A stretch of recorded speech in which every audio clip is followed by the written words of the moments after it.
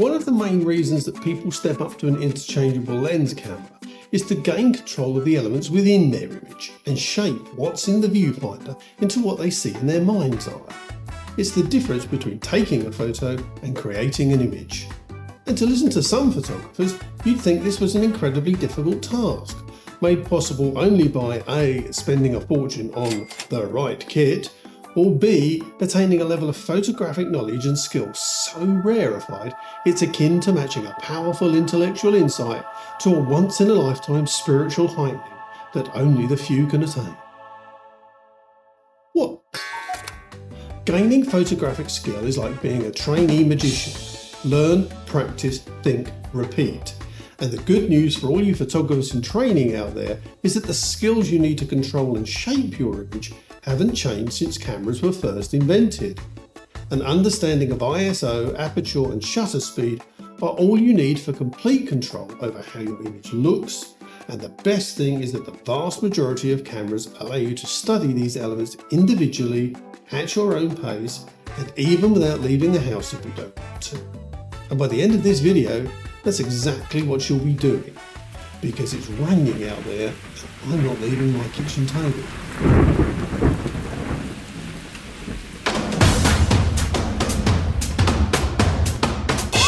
The exposure triangle is where a lot of new photographers come unstuck, which is a shame because when you break it down into its individual components, as I'm about to do now, you'll see that it's not, in fact, difficult to understand.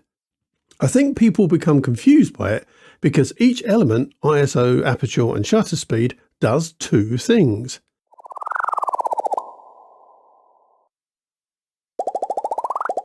Photography is the control of light. That's all it is. Too much light, you get this. Too little, you get that. Understanding how a camera controls light unravels everything, because whether your camera was made in 1900 or 2023, they all control light in exactly the same way. Let me explain how they do it.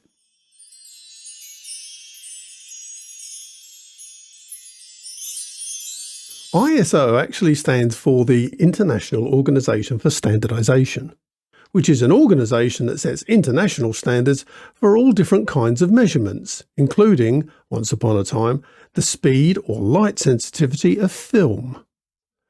We have a sensor now instead of film, and the sensor in your camera is where the image is captured when you press the button to take the shot. This sensor is, quite literally, sensitive to light, meaning that light can be recorded at different speeds on the sensor. You change the sensitivity of light by either increasing or decreasing the ISO speed. The higher the number, the faster it records light. The downside of recording light faster is that it introduces grain or noise into the image. I'm going to show you a simple exercise that you can do with your camera while sitting at a kitchen table so that you can see the effect ISO has.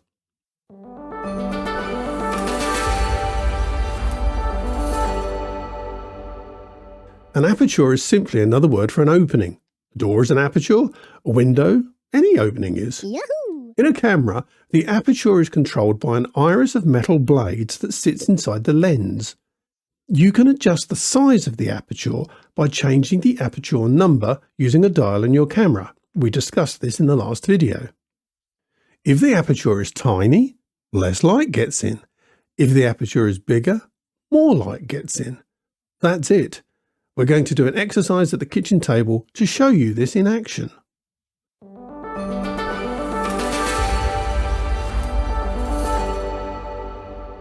The shutter on a camera is a screen that sits just in front of the sensor. By changing the shutter speed on your camera, you can open that screen for different lengths of time, anything from hours to a tiny fraction of a second. The longer the shutter is open, the more light hits the sensor. The less time, the less light. Remember, we're only looking now at how each of these elements controls light in your camera. ISO controls the sensor's sensitivity to light. Aperture gets bigger or smaller, letting more or less light in. Shutter speed is either slow or fast, again, letting more or less light in. You balance these elements to get the correct amount of light hitting your sensor for a perfect exposure. I told you it was simple.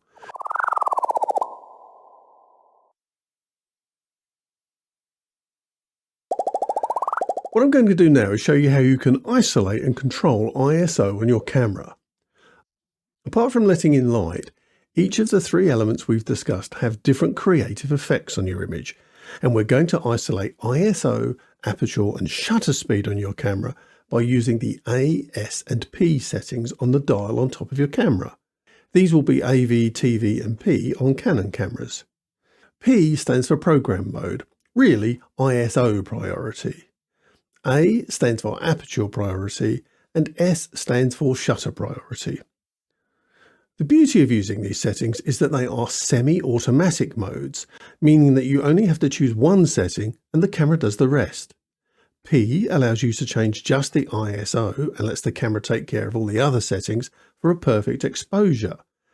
A allows you to change just the aperture while the camera does the rest, and S allows you to change just the shutter speed. We will isolate each of these settings using the dial and then play with each individual one in turn, allowing us to become familiar with what they do and what effect they have on the creative look of the image. You can do this by using three objects spaced out on a table at home. As you can see from these images, I used 3 coffee mugs and just rested my camera on the table in front of them. You'll need a brightly lit room for this or a bright light to illuminate the table.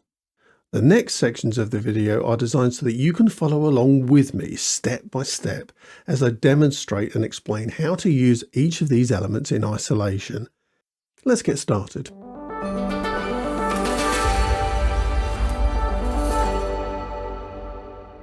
What I'm going to do now is show you how you can isolate and control ISO on your camera. Using the dial on the top, I need you to go to the P setting, which is for program mode. So I'm going to turn it on my camera now. And as you can see, what it says is that it automatically sets aperture and shutter speed for you. So you don't have to do anything else other than concentrate on what ISO setting you use. What we're going to do in this example is set a high one, a mid one and a low one and have a look at the difference on the image. That way you've isolated ISO perfectly and you can see just what effect as a setting it has. Okay, here we go. I've set a nice mug in front of me there. The camera has detected a face on the mug and has identified it as a face. But what we're going to do now is simply set how we focus. The camera is now in program mode. The ISO is set to 100 and you've got a nicely exposed image there. What I'm going to do is press the function button on the back and we're going to change the focus area. At the moment it's set on center, but for this set of examples, I'm going to use flexible spot. Flexible spot is really useful because you can move the point where you focus. So as you can see, I've now focused on my little Insta360 camera on the back there. But what I need to do, of course, is focus on the mug. So I'm going to choose the focus point again and just move it across to the left. Click in and tell it to refocus on the mug. And there you have it. Right, so as you can see, the ISO is set at 100. I'm going to take a photograph. There you go. Now simply, all I want you to do is change the ISO setting on your camera. With mine, you right click on the dial on the back, and I'm going to move this up to say 1000. I'm going to click on that, focus again, take the picture. Really is quite straightforward. What I'm going to do is go into ISO a third time. I'm going to go as high as it can go, which in this case is ISO 25,600. There we go. Click on that, click on the image again, and click OK. Now, what we're going to do is just have a quick look at the images. So if I go into playback mode, and I'll call up the settings here so that we know which one we're looking at. I'm going to start with the one that was taken at ISO 100, and I'm going to zoom in on the mug. So if I click again, there we go, we're going to zoom right in as far as we can. And as you can see, because the ISO is low, there's very little introduction of grain into the image, which means that the image is really nice and sharp. There's no noise in the image. If you look on this white wall in the background, there's no noise being introduced there. Let's go up to a brighter part of it. There we go. As you can see, that's a really nice, clean image. So that's the one taken at ISO 100. We're now going to look at the one taken at ISO 1000. Now the camera has changed things like the shutter speed and aperture, but that doesn't really concern us. What we're looking at here is just the ISO. You'll see that if I zoom in on this image, compared to the last one, it is slightly noisier. However, it's still perfectly acceptable. I wouldn't say that that was a level of noise where I couldn't use the image, for example. And bear in mind, if you look at the thumbnail on the left-hand side there, you can see that we're zoomed in really far to this image. So if you look at this at a normal setting, even if you crop in slightly, that is a perfectly acceptable image. What we're going to do now, and we're going to go and look at the image that was taken at 25,600 ISO and zoom in on that. Now you can see already, even though we haven't zoomed in fully, that there's a huge amount of noise, sensor noise being introduced into the image. We are zoomed in very close, but if you go back to an acceptable level, you can still see the noise, but that is the highest ISO. The point of this exercise is that if you look at the three images on the screen now, you can see that a certain level of noise is acceptable as long as you're not zooming in super close to the image. And it's a balancing act. It used to be far worse with film. Film is far more sensitive to noise and creates more noise at lower ISOs than modern digital cameras do. I would recommend that as a beginner, you should set your ISO to auto, because the camera will then automatically select the lowest ISO it can get away with when it looks at the other settings in your camera. It's always going to go for the lowest, which means the best quality. So really don't worry about it. Just go for auto.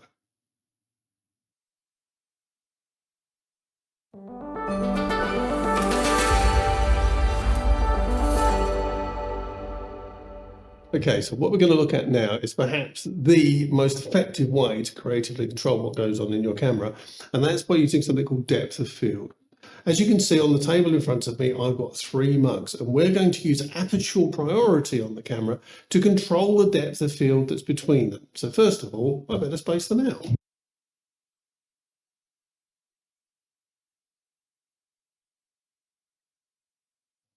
So there you are. They're spaced over a distance of about, I don't know. Let me measure it. Okay, so for those of you who like to be exact about these things, I've gone and got my ruler. So from the front lens of the camera, the first mug is exactly 12 inches away, or 30 centimetres. And then between each mug, it's 29, 30 centimetres. Do it just the same. About 30 centimetres there. What I've done is I've staggered them so you can see all 3 in the shot. As I said before, depth of field is actually one of the most creative functions that you can have in your camera. It's often one that ties people up, but it's surprisingly simple to use. Turn your camera, first of all, into aperture priority mode. And you can see there my Sony provides a lovely description of what aperture is. Essentially, what we're going to do is focus solely on one of these mugs, and we're going to control what else is in focus in the frame solely by using the aperture, just by using aperture. That's what controls what's in focus. If you look in the screen here, you can see that your aperture is f16. The rule with aperture is really simple. The smaller the aperture number, the smaller the area that's in focus. So if you choose an aperture of 1.4, you'll have a really small area of the image in focus. If you choose an aperture of f16, you'll have a larger area in focus. Let me show you exactly how that works. So what I'm going to do is press the function button and go into the screen here and select the focus area. At the moment, if I select it, you can see it's on wide. What I'm going to do is scroll down to the bottom and select something called flexible spot.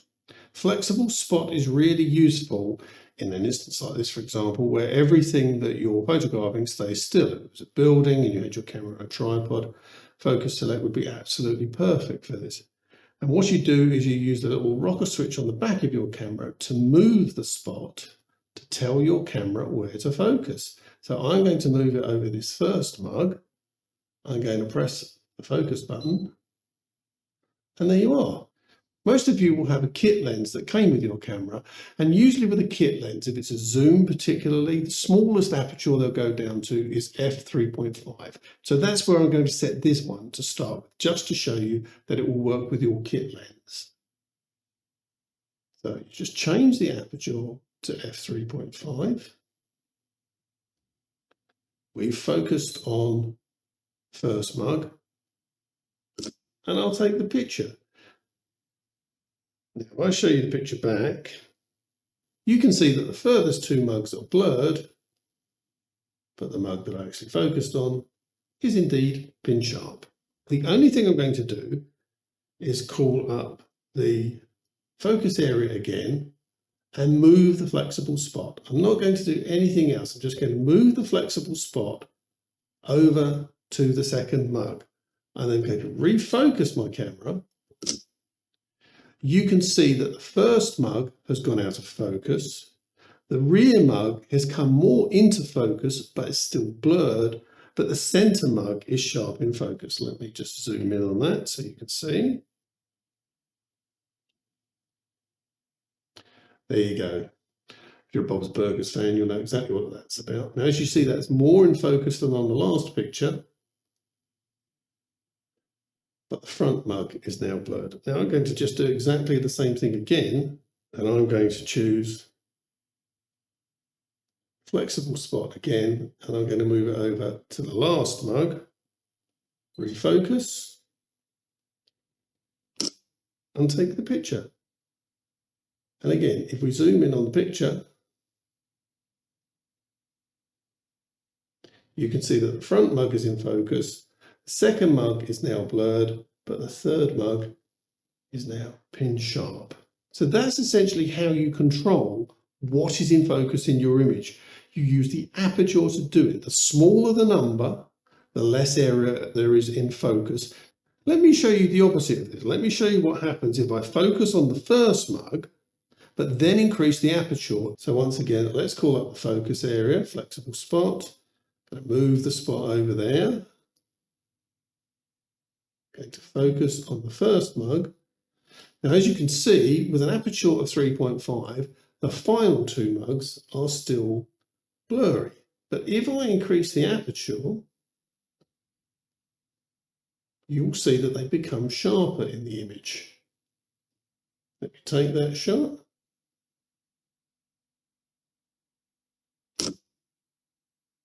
There you go. Now, if we have a look at that shot properly, you can see that if we zoom in, the first mug is sharp, the second mug is sharper than it was at 3.5, and even the last mug is sharper. If you buy your camera with a kit lens, it's usually a zoom, and usually the maximum aperture on it is 3.5. This is why photographers will buy other lenses to get a wider aperture, to get a shallower depth of field. Using exactly this same setup, I'm now going to drop the aperture to 1.4 and show you what happens then. So I'm going to take the aperture all the way back down from f16 to 1.4, and you can see already what's going to happen there. We're still focused on the last mug. I'm going to take that shot, and you can see quite clearly there, everything in the foreground is blurred, but the mug at the back is sharp. There you go, that's lovely and sharp, and everything is blurred around it. Smaller apertures are favoured by photographers because you can get this very selective pinpoint selection of exactly what it is you want in focus. I'm just going to go through now and focus on the second mug and then the first one, so you can see them all side by side for comparison.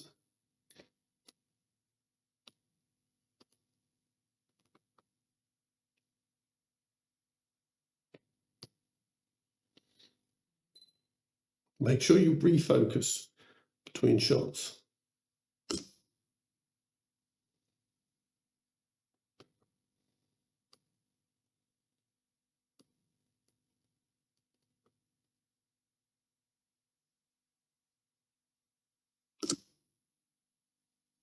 That's just how easy it is, for example, to pick out a person sitting in a crowd and blur everything in front and behind them, or to pick out a certain object that's in a landscape, simply go into aperture priority mode, select the widest aperture you can, focus on the point that you want. Remember, it's the focus point that actually makes the difference here. And then just let the camera do the rest. Simple, really.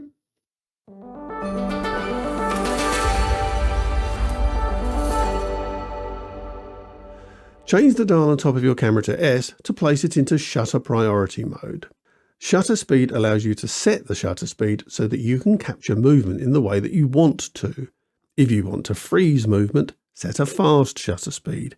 If you want to introduce an element of blur, slow it down. What speed you set depends on the speed of movement of whatever it is you're photographing. A car will move faster than an acrobat, for instance, so it's simply a question of trial and error to find the speed you want. The best way to familiarise yourself with the effect it has is to photograph something that's moving at roughly the same speed all the time, and then simply change the shutter speed when you photograph it. The easiest way to do this is to simply stand in front of the camera, focus on your static hand, and wave your hand up and down as you take the shot. So essentially, what you're going to be looking at here is me waving my arm up and down in front of the camera and taking a photograph at different shutter speeds. And just keep doing this. There isn't really much for me to comment on here because all you're going to do is just see me doing this time and time again. And at the end, I'll show you a collection of 4 of them. So as you can see from these 4 samples here, you can control how movement looks inside the frame.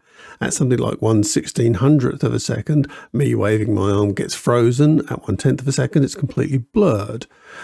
Essentially, it's trial and error. What you have to do is find somewhere where there's lots of fast-moving objects in front of you.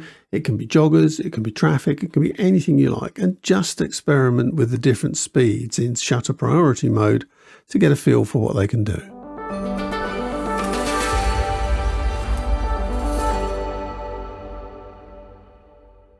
Pro and semi-pro photographers use aperture and shutter priority modes a lot of the time.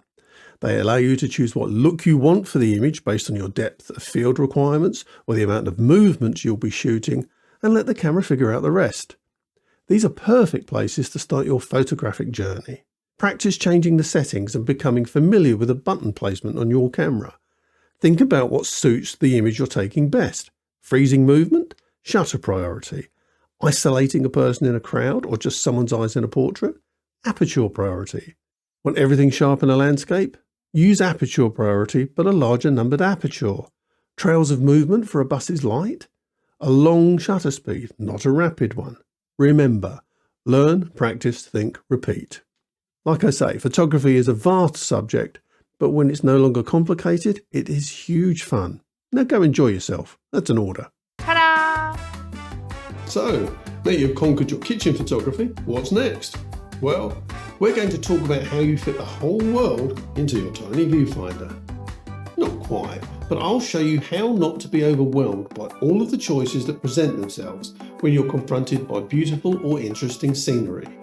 I'll show you how to assess a location that you've chosen to photograph to get the best from it by taking you through a step-by-step process to eliminate that feeling of, it's all too much, I don't know where to point the camera, when you're out in the field. Well, we will if it stops raining outside. In the meantime, please like this video, subscribe and ring the bell to be notified as soon as a new one is posted. I'm available on all the usual social media platforms, and you can also visit my website for blogs, info and to see my photos. Because once again, if you're going to take photographic advice from anyone, make sure they take good photographs. I'll see you next time. You can adjust the size of this aperture by changing the aperture number using a dial on your camera.